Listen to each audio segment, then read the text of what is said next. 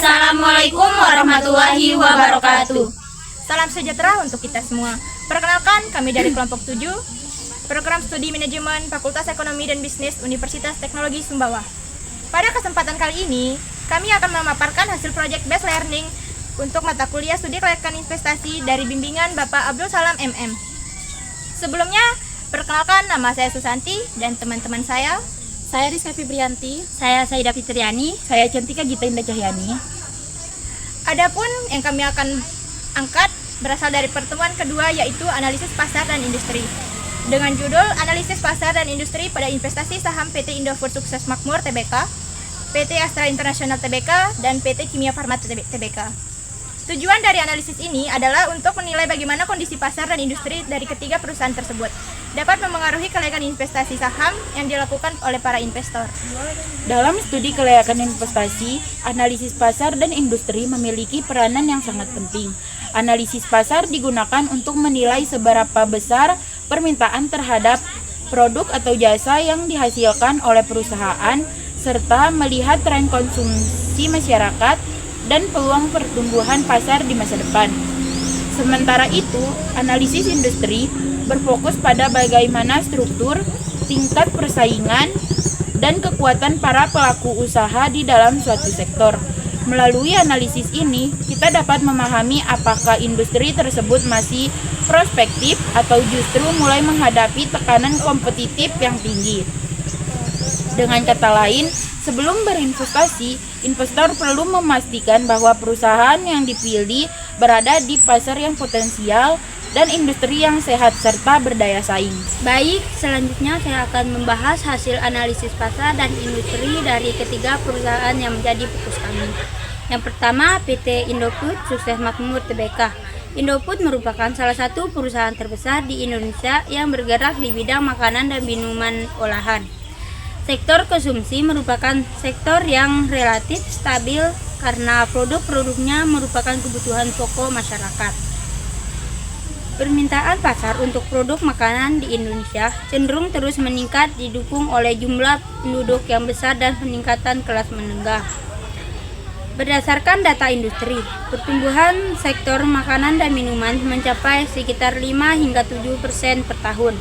Namun, Indofood juga menghadapi tantangan berupa persaing ketat dari produk lokal dan impor serta kenaikan harga bahan baku seperti gandum dan minyak sawit yang sebagai besar masih diimpor.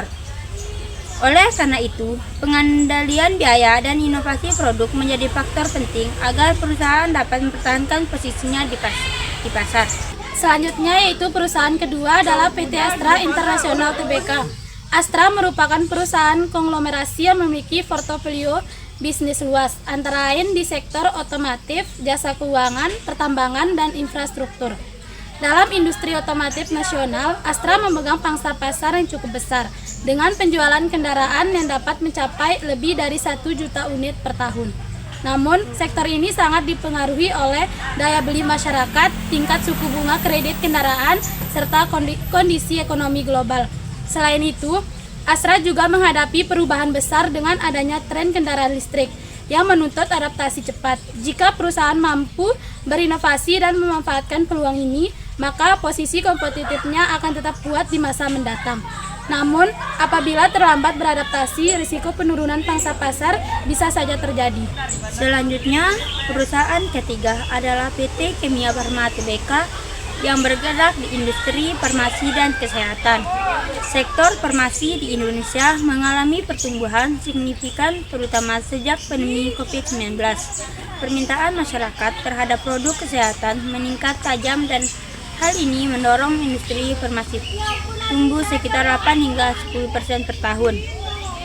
Meskipun demikian, sektor ini memiliki regulasi yang ketat dari pemerintah terutama terkait penetapan harga obat dan produk farmasi.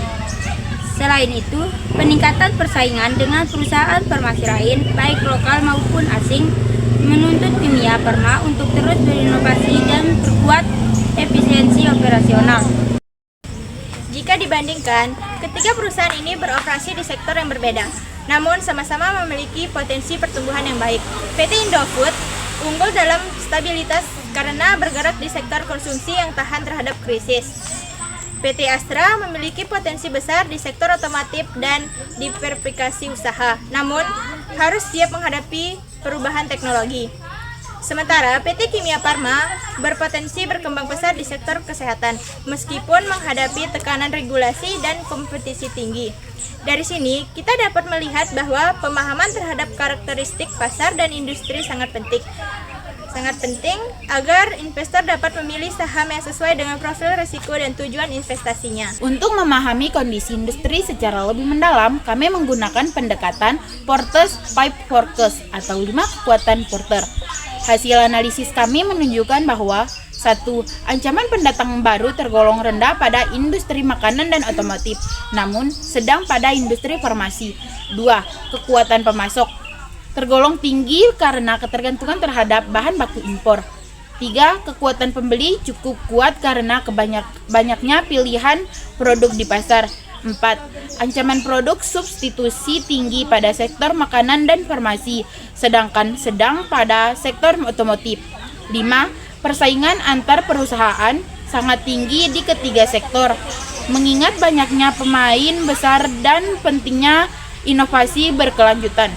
Analisis ini menunjukkan bahwa ketiga perusahaan berada di industri kompetitif tetapi tetap memiliki peluang pertumbuhan jangka panjang. Selanjutnya, dari keseluruhan hasil analisis pasar dan industri dapat disimpulkan bahwa yang pertama, Indofood memiliki prospek yang stabil dan cocok untuk investasi jangka panjang dengan risiko rendah. Yang kedua, Astra menawarkan peluang besar tetapi menuntut kesiapan menghadapi dinamika ekonomi dan teknologi.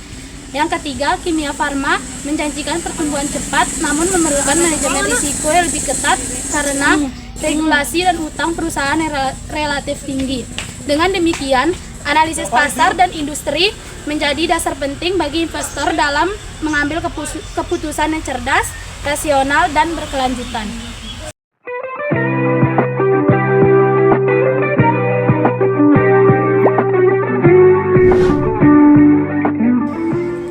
Sebagai penutup, kami ingin menyampaikan bahwa investasi yang baik bukan hanya tentang mencari keuntungan, tetapi juga tentang memahami konteks pasar dan industri di mana perusahaan beroperasi. Analisis and comprehensive akan membantu investor mengidentifikasikan peluang sekaligus meminimalkan risiko. Kami mengucapkan terima kasih kepada Bapak Abdul Salam MM selaku dosen pengampu mata kuliah studi kelayakan investasi serta semua pihak yang telah mendukung kami dengan menyusun proyek ini. Semoga video ini dapat memberikan wawasan dan inspirasi bagi kita semua untuk menjadi investor yang cerdas, analitis, dan bertanggung jawab. Sekian dari kami.